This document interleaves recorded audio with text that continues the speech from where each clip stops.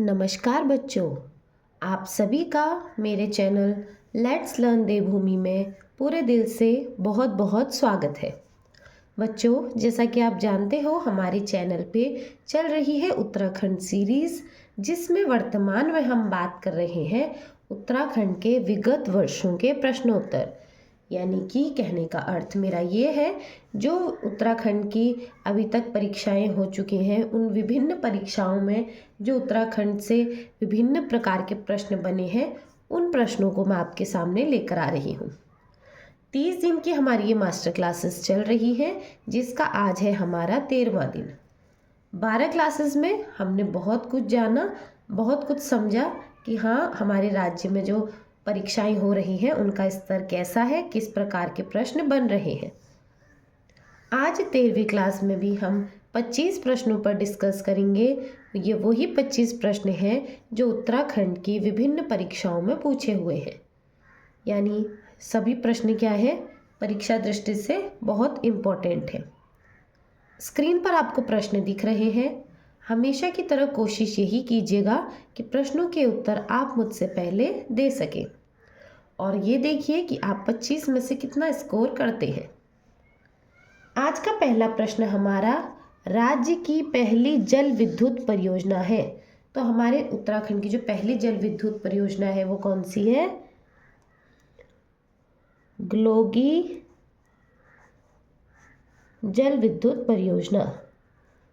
जल विद्युत परियोजना, तो राज्य की पहली जल विद्युत परियोजना हो गई हमारी ग्लोगी जल विद्युत परियोजना। हमारा आज का दूसरा प्रश्न, Tehri hydro electrics development corporation की स्थापना हुई थी। इसकी स्थापना कब हुई थी पूछ रहा है। तो हमारी Tehri hydro electrics development corporation की जो स्थापना है वो वर्ष 1988 में हुई थी। हमारा आज का तीसरा प्रश्न, भागीरथी नदी पर टिहरी बांध निर्माण के विरोध में गंगा सागर से गंगोत्री तक साइकिल रैली का नेतृत्व किसने किया था? यह प्रश्न 2023 के पेपर में पूछा हुआ है कि जो भागीरथी नदी पर टिहरी बांध निर्माण का जब कार्य शुरू हुआ था तो उसका क्या हुआ था, बहुत जमकर विरोध किया गया था। उसी विरोध में एक चीज़ क्या थी कि गंगा सागर से गंगोत्री तक साइकिल रैली निकली थी। उस साइकिल रैली का जो नेतृत्व है वो किसने किया था पूछ रहा है। तो वह सुंदरलाल बहुगुणा जी ने किया था।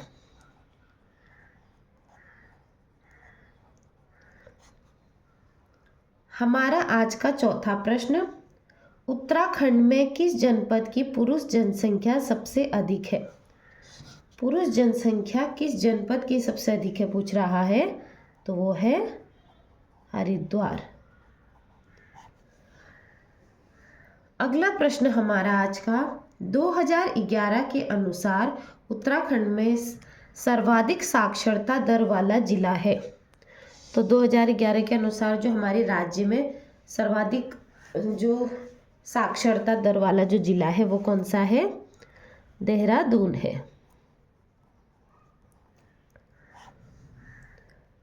अगला प्रश्न, डोला पाल की आंदोलन संबंधित था। इम्पोर्टेंट प्रश्न। तो डोला पाल की आंदोलन हमारा शिल्पकारों, या तो शिल्पकारों से आएगा ऑप्शन, या तो दलितों से।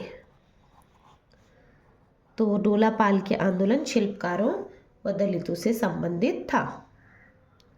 अगला प्रश्न, कुली बेगार प्रणाली का अंत हुआ। क्वेश्चन काफ़ी बार रिपीट हुआ है।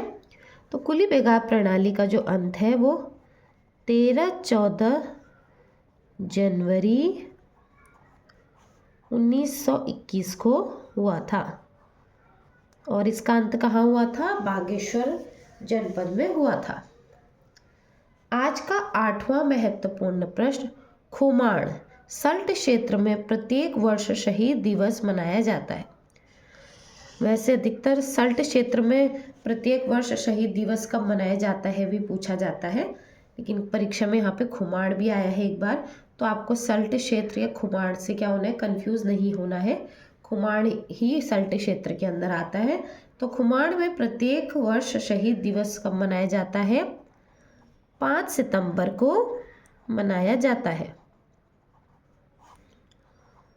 अब आपका होमवर्क पढ़ा रखा है क्यों मनाया जाता है? 5 सितंबर को शहीद दिवस मनाया जाता है, ये हर बच्चे को पता है। पर अगर किसी दिन कुछ मनाया जा रहा है तो उसके पीछे क्या होता है? एक इतिहास होता है। वही आपको मुझे बताना है कि क्यों मनाया जाता है। अब अगला प्रश्न की तरफ बढ़ेंगे। कौशिक कमेटी का गठन कब हुआ था? इम्पोर्टेंट क्वेश्चन है बहुत। कौशिक कमेटी का जो गठन है वो वर्ष 1994 को हुआ था। होमवर्क कि कौशिक कमेटी का जो मुख्य कार्य था वो क्या था? अब बढ़ेंगे अगले महत्वपूर्ण प्रश्न की तरफ। गणदेश सेवा संघ का गठन किसने किया था? गणदेश सेवा संघ पहले पढ़ाया हुआ है, ये क्वेश्चन भी रिपीट हुआ है। तो गणदेश सेवा संघ का जो गठन है वो श्रीदेव सुमन जी ने किया था। अगला प्रश्न भी उन्हीं से संबंधित। श्रीदेव सुमन कब शहीद हुए थे? तो श्रीदेव सुमन हमारे 25 जुलाई 1944 को शहीद हुए थे। होमवर्क, ये कितने दिनों की भूख हड़ताल के बाद शहीद हुए थे? इन्होंने बहुत लंबा क्या किया था? अपना हड़ताल करी थी, उसके बाद ये क्या हुए थे? शहीद हुए थे। तो वह कितने दिन की थी वो भी प्रश्न परीक्षा में पूछा हुआ है, वो आप मुझे बताएंगे। आज का 12वां महत्वपूर्ण प्रश्न, किस मुगल शहजादा ने श्रीनगर गढ़वाल में आश्रय लिया था? मुगल शहजादा जिसने श्रीनगर गढ़वाल में आश्रय लिया था वो कौन थे? वो थे सुलेमान शिको। नाम याद रखना, सुलेमान शिको, मुगल शहजादा जिन्होंने श्रीनगर गढ़वाल में आश्रय लिया था। अगला प्रश्न आज का, उत्तराखंड में बहुप्रचलित शब्द गोरख्याणी, ये हमारा गोरख्याणी। तो गोरख्याणी किसका प्रतीक है? गोरख्याणी हमारा क्रूरता का प्रतीक है।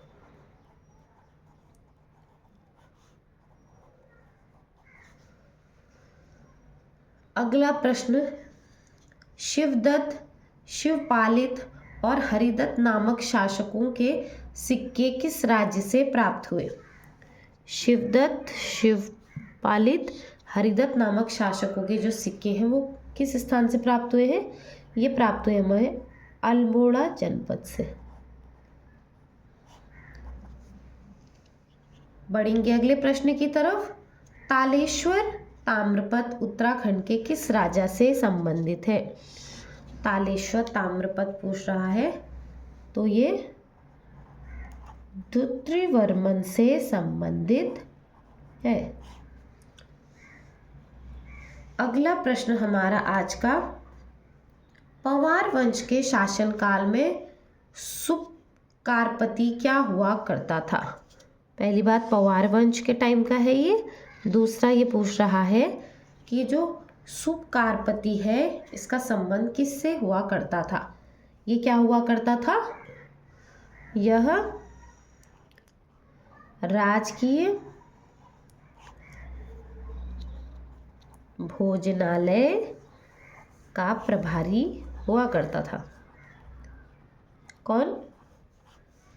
सुबकारपति।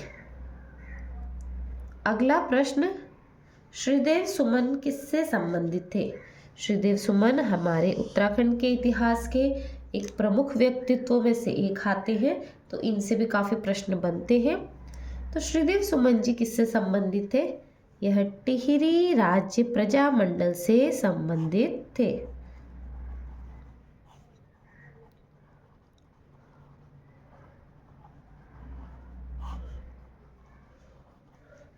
उम्मीद करती हूँ बच्चों कि आपके जो स्कोर है वो काफ़ी अच्छा जा रहा होगा। अभी तक के प्रश्न आपको समझ में आए होंगे और उत्तर क्या है आप सभी का मुझसे पहले दे पा रहे होंगे। अगर आप किसी प्रश्न का उत्तर नहीं दे पा रहे हैं तो घबराने की कोई ज़रूरत नहीं है। मैंने पहले भी बोला है, आपको मेहनत करते रहनी है। ये 30 मास्टर क्लासेस सिर्फ लास्ट मिनट प्रिपरेशन के काम आएंगी। और एक बार क्या होगा, अगर आपका कोई टॉपिक रह गया है तो एंड मोमेंट पे आप, जो कभी कभी होता है हमारे पढ़ा हुआ आ जाता है, उसका रिवीजन के पर्पज़ से बनाया है। और इसका बनाने का एक और मकसद कि जो नए बच्चे हैं तैयारी कर रहे हैं उनको थोड़ा गाइडलाइन मिल सके कि क्या है तैयारी हमें कहाँ से करनी है, किस टॉपिक से पढ़ना है, किस किस प्रकार के प्रश्न बनते हैं। ये मास्टर क्लासेस का उद्देश्य आपको डराने का नहीं है, आपकी सहायता कर सकूं, ऐसा मेरा प्रयास है। अगला प्रश्न है, नथौर-दून किस जनपद में स्थित है? नथौर-दून हमारा नैनीताल जनपद में स्थित है।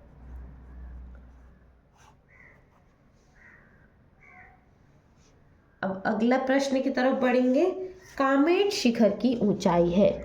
कल भी मैंने बोला था शिखरों की ऊंचाई, किसी भी शिखर की ऊंचाई पूछ सकता है, इसलिए आपको सबके शिखरों की ऊंचाई याद होनी चाहिए। तो कामेट शिखर की जो ऊंचाई है वो है 7,756 मीटर। कितना है? 7,756 मीटर। अगला प्रश्न, उत्तरकाशी हिमाचल प्रदेश को जोड़ने वाला दर्रा है।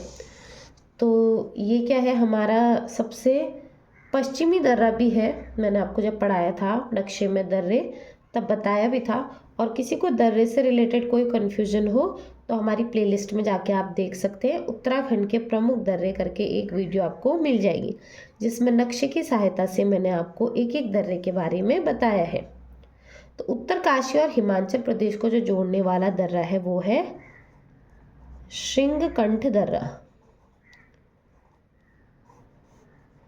और प्रश्न ऐसे भी बन सकता है कि सबसे पश्चिमी दर्रा हमारे राज्य का कौन सा है? तो वो भी है श्रृंगकंठ दर्रा। अगला प्रश्न, कौन से दर्रे से मानसरोवर धर्मार्थी गुजरते हैं? जो मानसरोवर यात्रा होती है वो किस दर्रे से होकर गुजरती है, ऐसा भी कह सकते हैं। यही प्रश्न में पूछा जा रहा है आपसे। तो वो क्या है? लिपुलेख दर्रा। और लिपुलेख दर्रा कहाँ पे आता है? पिथौरागढ़ जनपद में आता है। अगला प्रश्न, उत्तराखंड में कृषि योग्य भूमि का प्रतिशत है। हमारे राज्य में कितने प्रतिशत जो भूमि है उसका कृषि योग्य भूमि है, उसका प्रतिशत पूछ रहा है। तो वो है कुल 13%। अगला प्रश्न, अंग्रेजों द्वारा राज्य में चाय का बीज मंगवाया गया था। तो चाय की खेती है वो अंग्रेजों द्वारा शुरू हुई थी, तो उन्होंने बीज मंगाया था। कहाँ से मंगवाया था? चीन, चाइना से मंगवाया था। आज का 24वां महत्वपूर्ण प्रश्न, राज्य में अंग्रेजों द्वारा निर्मित नहर है।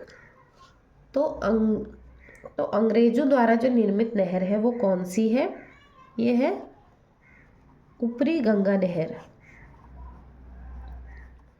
ये ऊपरी गंगा नहर किस जनपद में है, ज़रा आप मुझे बताएंगे? क्योंकि मैंने अच्छे से आपको नक्शे में दिखा रखा है कि ये जो ऊपरी गंगा नहर है, गंगा नदी है, कैसे कैसे कटती है, सब समझाया हुआ है। अब आज के आखिरी महत्वपूर्ण प्रश्न की तरफ बढ़ेंगे। प्रदेश के कितने जिलों में चाय विकास कार्यक्रम संचालित है? यह प्रश्न डिट्टो ऐसा ही परीक्षा में पूछा हुआ है, तो वैसा ही मैंने लिखा है। प्रदेश के कितने जिलों में चाय विकास कार्यक्रम संचालित है? तो अभी 9 कार्यक्रम संचालित है। तो इसी के साथ हमारे आज के 13वीं मास्टर क्लास के 25 महत्वपूर्ण प्रश्न यहीं पर समाप्त होते हैं। उम्मीद यही करूँगी जो बच्चे पहले से तैयारी कर रहे हैं उनका स्कोर अच्छा रहा होगा। नए बच्चों से मेरी यही विनती है, यही गुजारिश है कि 30 मास्टर क्लासेस पढ़ के आप सोचो पेपर में बैठ जाओ। ऐसा नहीं है बच्चों, ये सिर्फ वो पेपर है जो क्या है पूरे उत्तराखंड का क्या है निचोड़ है, एक तरीके से आप ये कह सकते हो। जिन बच्चों ने तैयारी करी है उन्हीं को पता है कि ये जो प्रश्न है वो किस किस टॉपिक से कितने गहराई से आए हुए हैं। जो नए बच्चे हैं तैयारी करने वाले वो सिर्फ अभी क्या देखो, आप हमारे चैनल पे जिला सीरीज़ वगैरह देख सकते हो या जहाँ से भी आपको समझ में आता है। उद्देश्य ये रहना चाहिए कि आपके समझ में आए चीज़ें। आप क्या करो, कोई भी चैनल खोलो या कोई भी वीडियो देखो तो जब वो वीडियो ख़त्म हो तो एंड में आप ये देखो कि आपको उस वीडियो से कितना समझ में आया है, क्योंकि हर बच्चे का समझने का तरीका अलग होता है, हर टीचर के पढ़ाने का तरीका भी अलग होता है। किसी बच्चे को किसी टीचर का पढ़ाया अच्छा लगता है, किसी बच्चे को किसी टीचर का पढ़ाया अच्छा लगता है। तो मैं ये नहीं कहूँगी कि आप मेरे ही चैनल से पढ़ो, आपको जहाँ से समझ में आता है आप वहाँ से पढ़ो। हो सकता है किसी को मेरा पढ़ाया समझ में आए, हो सकता है किसी बच्चे को किसी और का पढ़ाया समझ में आए। अंत में हर जो शिक्षक होता है उसका गोल यही होता है कि उसके जो बच्चे हैं वो क्या है, अच्छा स्कोर करें, अपने लक्ष्य प्राप्ति की ओर बढ़ें। बाकी मैं ये ज़रूर कहूँगी कि मेरे वीडियो को ज़्यादा से ज़्यादा शेयर कीजिए, क्योंकि ज़्यादा से ज़्यादा बच्चों के पास अगर वीडियो पहुँचेगी तो हो सकता है उनमें से किसी बच्चे को मेरा पढ़ाया समझ में आए और मेरे नोट्स क्या हो, किसी के काम आ सके। बाकी आप आज की वीडियो को मैं यहीं पे विराम दूंगी। आप सभी का मेरे चैनल से जुड़े रहने के लिए और मेरे वीडियो पे इतना सारा प्यार दिखाने के लिए पूरे दिल से बहुत बहुत धन्यवाद।